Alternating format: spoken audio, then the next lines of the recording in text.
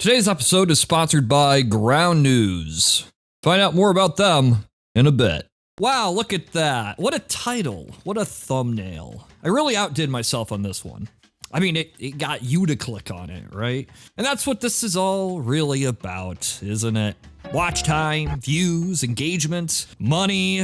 I don't know how many views this video will end up getting, but I suspect it'll do some decent numbers because my last video about Musk did decent numbers. And that wasn't by accident. I mean, look at that title. How provocative. Elon Musk is stupid. Now, see, first of all, it's only 4 words. That's important to be short and concise, so it's easy to read while you scroll through the homepage. If it's too long, it'll get abbreviated on mobile, and you don't want that to happen. And that thumbnail, oh, that is a work of art. 3 colors, red, black, and white. I'm partial to using red in my thumbnails because studies have shown the color is tied to anger and aggression, which is very convenient when making internet content. Negativity and anger, aggression, all that will generate far more clicks than positivity when covering a topic.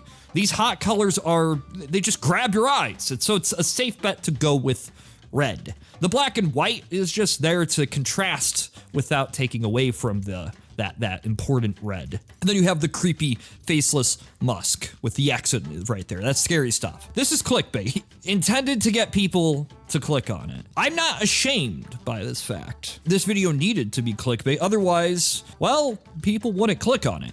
But that's not all that goes into this. There's the video itself, the content. And much of this is planned out well in advance. I know that given the topics I've covered over the past few months leading up to that particular video's release, a lot of my newer subscribers will likely lean more to the political left because I'm talking about big business and the evils of big business and whatnot. And I imagine that they will dislike Elon Musk because of his political views or whatever. They will click on the video because they want me to make fun of a guy that they don't like. And so I will have to deliver on that. But I also know that Musk has a huge devoted fan base that will be angered by this video and come after me, but they'll still click on it. Not to watch it, but out of rage, and they'll leave a mean comment, really letting me have it, letting me know how stupid I am compared to the great Elon Musk.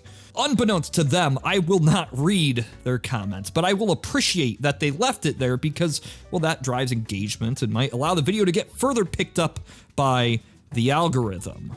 You've been rage baited, bitch. But I also know I can't go too hard into Elon Musk or the culture war as a whole. I have specifically cultivated an audience from both sides of the political spectrum, and I wouldn't want to alienate too much of either side by turning this into a culture war thing. So I have to find a way to play both sides in such a politically charged topic. Here's how I did it. I would make fun of Elon Musk, who is often championed by the right, but make sure to throw in a few good jabs at the old Twitter organization, which was notoriously left-leaning. That title, that thumbnail, that topic, and everything inside of it was pre-calculated to get the exact reaction I wanted to get the views I wanted, and it worked.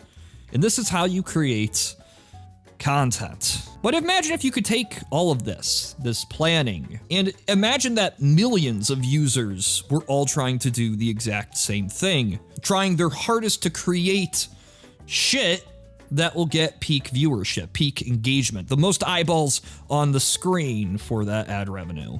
And they won't have to make videos to do it. They just have to put a few words on a website. Imagine the horrors that would bring. And this is what Elon Musk has done. He has incentivized everybody on the planet to make content. You know what's always interesting to me? How convenient that it is that every major news organization seems to have this distinct political leaning. Like, you know, you got an MSNBC leaning all the way to the left. You got a CNN a little bit less to the left, but still to the left. And then you got some people in the middle, the Fox News to the right, and so on. And you get the point. But they all appeal to these specific clean-cut demographics. Now, the reason they do this is because if you have a homogenous mindset of viewers, you can predict what they're going to want to see. And this makes it so much easier to create content that will perfectly appeal to their viewers' sensibilities. Yeah, social media, the news, it all functions in the same way. It's all a bubble, and you're inside it. Which is why I absolutely love today's sponsor, Ground News. Ground News is an app or a website that compiles all the big stories of the day, but it also does a lot more than that. It breaks down each story by how much each political side is covering it, measuring each organization's political leanings, how factual they tend to be, and you can quickly see who owns a website, a news source, and you can judge for yourself why these news sites might have the takes they have. In real time, see how sensationalism is used to influence how people think about topics. Even in the case of Elon Musk, you can quickly compare how each site reports on him. Like, well, let's see what's going on in Musk's world. Oh, I don't think I can talk about that. I can't talk about that. Can't talk about that on YouTube. No, that's a little too spicy. Okay, so let's take the story from a while back when Musk announced that X would allow for political ads ahead of the US 2024 presidential election. For example, from a left-leaning site, you might see an article start off with insinuating that this is a way for the site to make more money as it's losing money. And on the right, you might see a larger focus on Musk's promise of a platform built on free speech. Now, this is just one example, but pretty much every news story is like this. Sources that have political leanings will report things in a biased manner. It's horrifying, and that's why Ground News is so important. Ground News allows you to compare headlines from 50,000 sources. It really is the only place you need to get news from. The blind spot feature is very convenient and funny because it shows which stories are getting ignored by each side of the political spectrum. Ground News doesn't just have political news either. You can follow topics like the economy and tech. And I know it sounds cliche, but yeah, this website is the first thing I check when I wake up in the morning.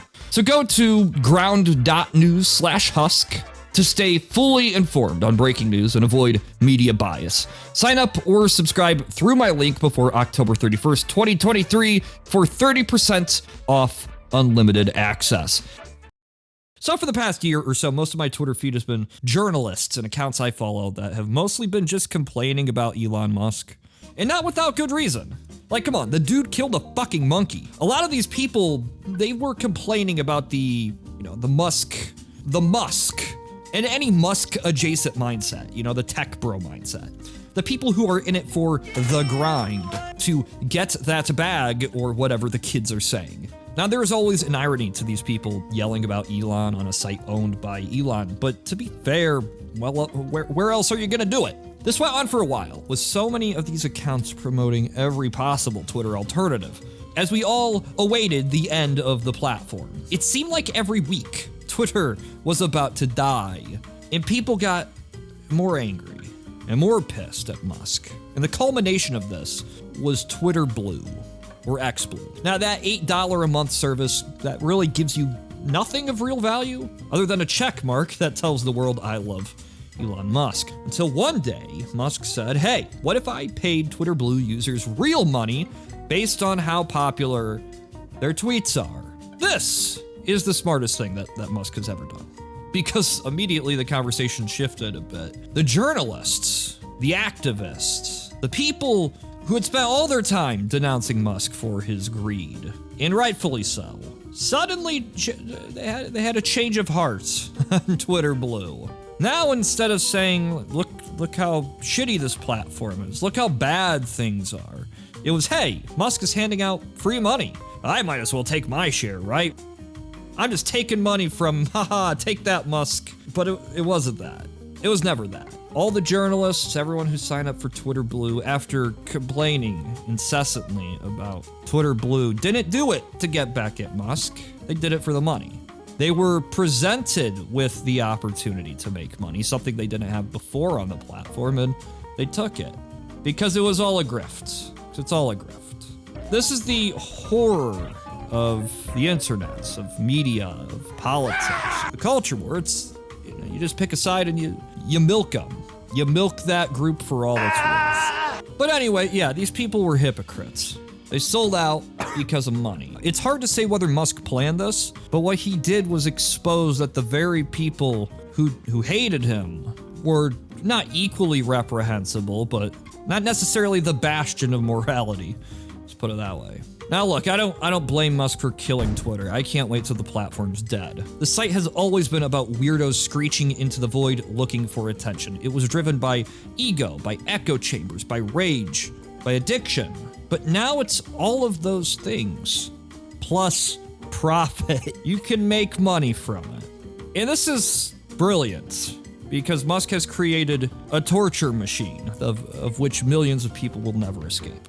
Suddenly, even his detractors, his greatest foes on the site, who think they're fighting the good fight, are actively just contributing to his own platform's success. They can justify it however they want, but this is what they're doing. And I'm not saying you can't use Twitter. I'm just saying, well, he got you by the balls. The entire site is now creating content that the marketing teams for big businesses would love to have. This is organic growth out the wazoo. The entire site is the equivalent of bumper ads from a shady mid-2000s gaming forum. Since everybody wants to get their shit noticed by everybody else, everything here is designed for the lowest common denominator, the broadest appeal to keep you engaged. These memes, there's a reason they popped up recently, right? Like what country would you delete from the planet? That's gonna cause a few fights. Or edgy shit, like, so what race is the best race? These are the kind of posts that will get clicks, that will get likes, that will get thought about, and people respond and comment and share. All the while, the advertisers are getting more impressions on their ads. You have been played. The internet. Musk has pulled off a neat hat trick, managing to keep this platform that seemed to be dying more than alive. It's back from the dead. And now all of his detractors who still use his platform will be accused of selling out, whether they did or didn't, because you can hide whether you have the check mark. This is incredible. This is brilliant. And if this was Musk's intentions, a way to get back at everyone who he feels wronged him while killing Twitter, while making money, I don't know. It's evil, but it is brilliant. And I have to acknowledge, I was wrong. Elon Musk is not stupid. I do think he's still on drugs, though. And again, if you go to ground.news/husk and sign up with that link before October 31st, 2023, you will get 30% off unlimited access. It's a good idea.